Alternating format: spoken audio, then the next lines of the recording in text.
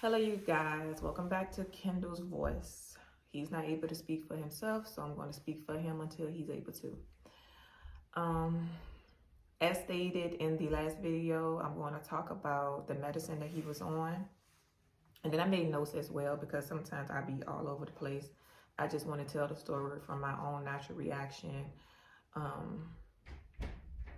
So you guys be able to get the raw feeling. I don't want it to come off as scripted or something that I didn't, really live through without any type of emotion. So I did write some notes in case I get off track and, go from, because I'm a Gemini, so I go from one thing to another thing in a matter of a split second. But anyway, so we're going to talk about the medicine first. So the medicine is ACTH. It was an injection that he had to take twice a day for 2 weeks. As I stated in the last video, that small vial was $20,000 and some odd cent, which the military paid besides like the some odd cent. And I would have paid that 5 times the odd cent. I would have paid that 5 times versus the whole 20,000. So I am grateful for that. So when the instructions, the discharge instructions, she was like, we're going to have a nurse come out, to give him the injections twice a day. So I was like, okay. So the first day when we got home, they gave him the first injection. And she told me also, let me just say this. So him taking the medicine, they told me if the medicine doesn't stop the spasms and the brain activity, if it's not a regular brain activity, like the silent seizures didn't stop in the brain and within the body as well, then he will have to be on another type of medicine, which is Topamax, for the rest of his life to control that. So I was like, Lord, please, please, Lord, please, Lord, please, Lord, let this medicine work. Let this medicine work. I always pray. God always sent me signs for those that believe. He always sent me signs, even as a young child. When things got too hard for me, when I didn't know the answer to it, when I felt overwhelmed, I just go somewhere. I don't know why it was instilled in me, but it always has been and always will be. So, we went home, me, him, and my mom. She stayed there as long as she could. I believe she stayed there for a week or maybe some days. I don't remember. I do remember when we went home, I think she may have been there for 1 day because when it was time for the nurse to come, she wasn't there. But she had to work, and stuff like that. But I appreciate her coming out. I appreciate her being there for me, being there for him. She dropped what she was doing to fly there and make sure we was good, make sure he was good. I guess my mom, when she seen, because I had to put up a wall. I had to make sure I was okay because I didn't want her to not be okay. So to her, I know I came across like, oh, I got it. I'm good. You good, Mom? You can go home. It's life. That's how I always been. So I felt like she felt like I was good enough to be by myself. But I really wasn't. But that's not, her to blame. She didn't know. But she ended up leaving and nurse. And then also, let me just say this. I deal with stuff better alone. I need time to get my thoughts together. I don't want to talk. I don't want nobody to feel sorry for me. I don't want no one to be there. I just want to be alone. I need to figure it out by myself. So I may have did that on purpose. So I could be alone and think to myself, be to myself, think about the ways that I could get through this. Because I didn't want to be in sorrow. I didn't want to not eat. I didn't want to be sad and cry because that to me would have done nothing. The situation still would have happened. He still would have needed me to be there. He still would have had to get the medicine and life still would have been going on. Time would have went from night to day. So the nurse came out the first day and she injected it in his thigh muscle, which I told you guys he was small in stature. and still is to this day. He was actually more chubby as a baby, and I think it was because of the medicine. Then he was able to start eating, but he was small.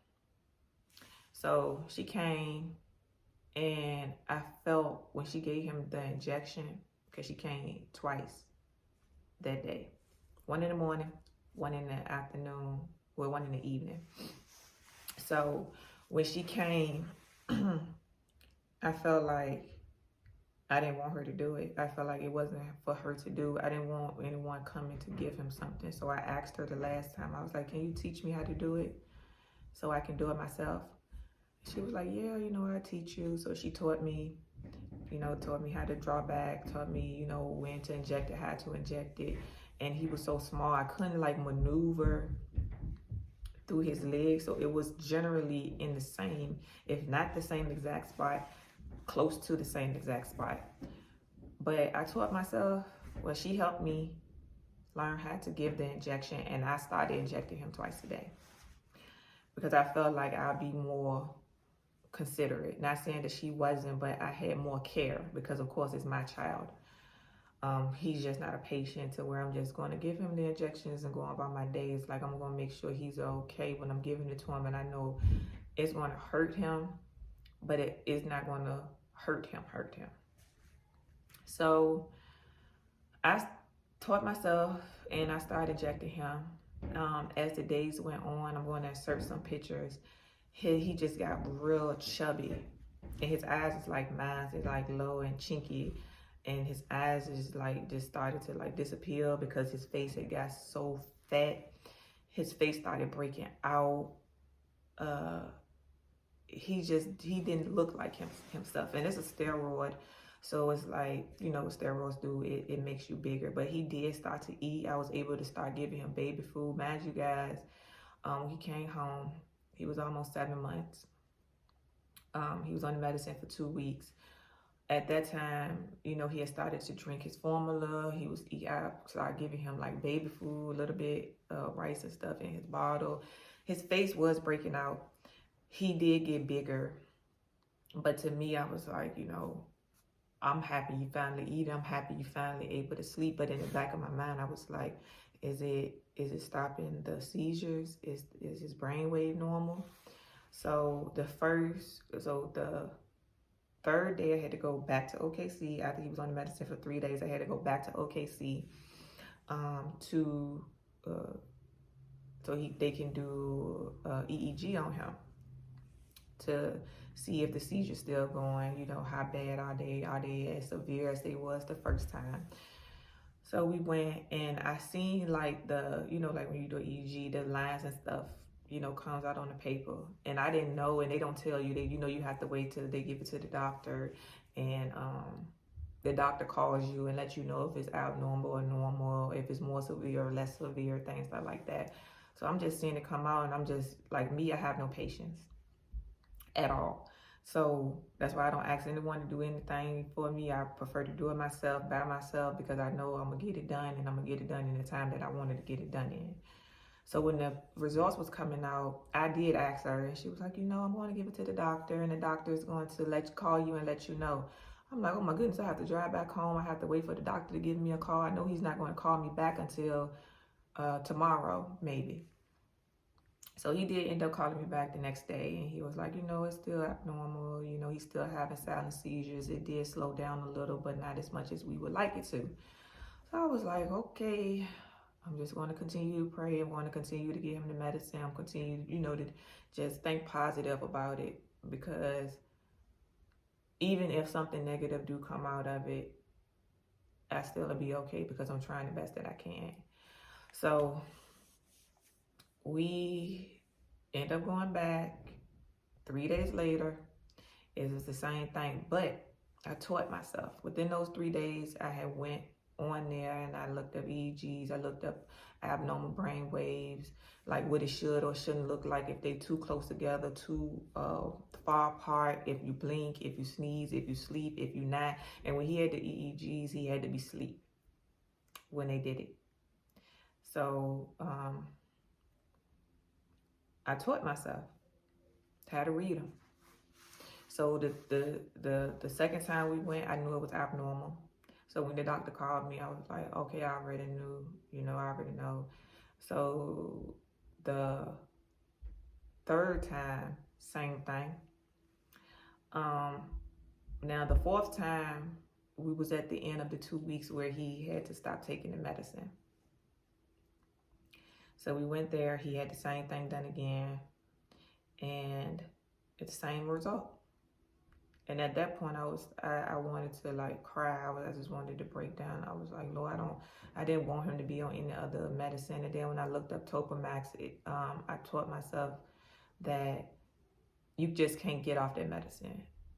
It will be more severe for you getting off the medicine than you being on the medicine. So I knew it was something that he would have to take for the rest of his life. And I was like, I was just tired. I was done. I was like, I don't want him to be on no medicine.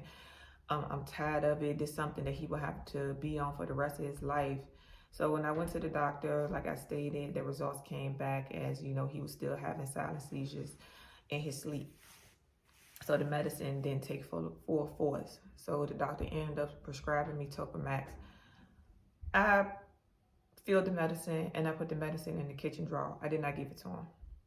I didn't. Something in me was like, he just like let his body have time to get over the medicine. I'm sorry, you guys. I was in the middle of the video. My phone died. My other phone died, so I have to record off something else. So as I was stating in the previous video, I just put the medicine in the kitchen drawer, and I told myself, I was like, just let his body have time to process the medicine that he was just taking. Like, let him just cleanse that. So I put the medicine in the drawer. We had to go back to the neurologist a week later so they can do another EEG to see like what's the progress, if the Topamax was working. And you guys, when we went there, she did the EEG and I seen like the results come out and I almost fainted. It felt like I had won the lottery and I was just overwhelmed with happiness because it was normal.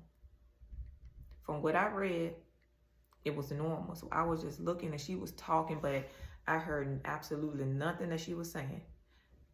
I did not give him the medicine they prescribed. We went back a week later to see if the medicine that they did give him, which was Topamax, was working.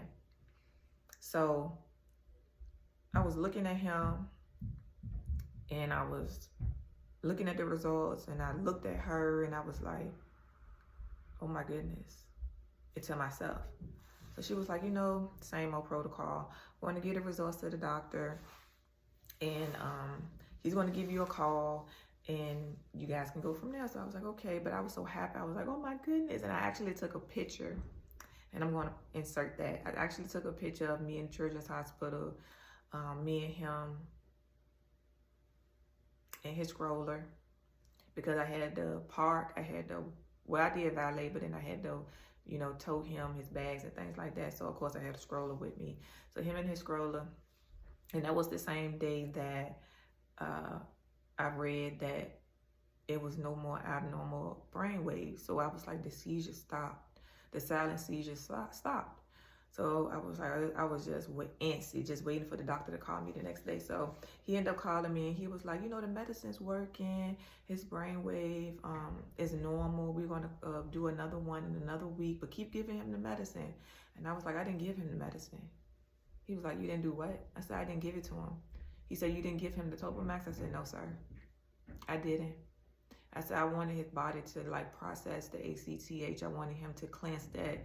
And something in me just told me not to give it to him, so I didn't give it to him. If it would have came back positive for abnormal brain waves when we went back to this visit, I would have started giving it to him because I felt like I wouldn't have no choice. But at that time, I felt like I had a choice. I felt like I had to say so. I didn't want to keep pumping him with medicine. So I didn't. And he was like, I'm so happy you did that. He said, you just don't know how happy I am that you did that. And he was like, most moms wouldn't, and I'm happy that you did. He said, because this changed the course of things. And I just sat there on the phone. And he had to say hello. I think he said hello like 3 times, because I was like, I'm glad I listened to my instinct. I'm glad I listened to myself. Not saying that people shouldn't or people should do what I did, but for me it worked. For me, I listened to what I felt like was right. You know? And for me, it worked for me. It may not work for everyone.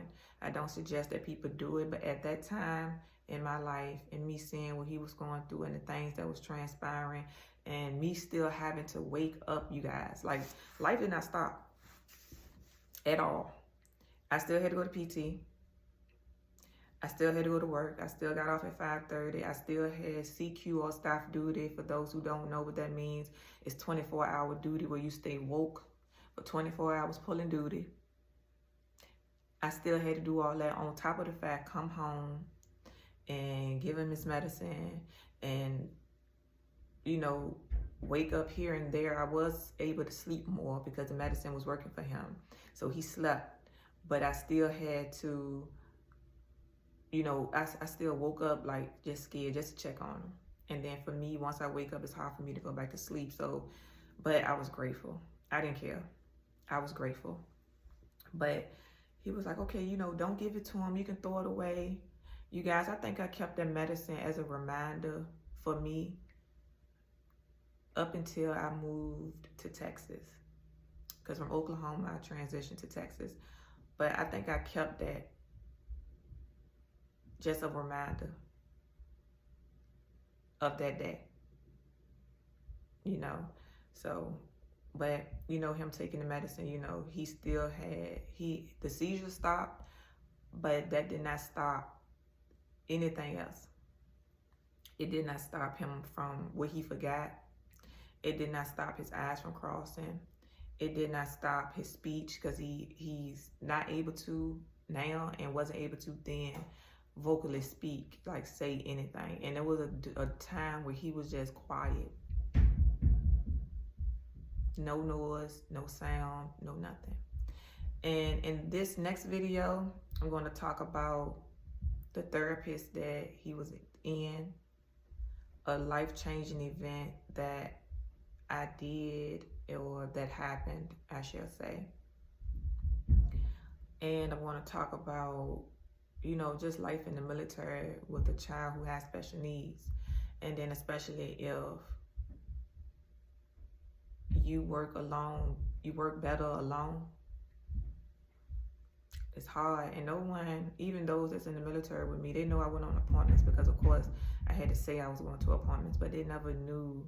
Like, you would think that I was just dandy, just life good, I'm good, and not knowing that I was like on the verge of a breakdown. But God got me through it. Not gonna lie about that. But thank you guys for joining Kendall's Voice. I'm going to do another video in regards to everything that happened afterwards. Thank you guys for joining, and thank you guys for listening.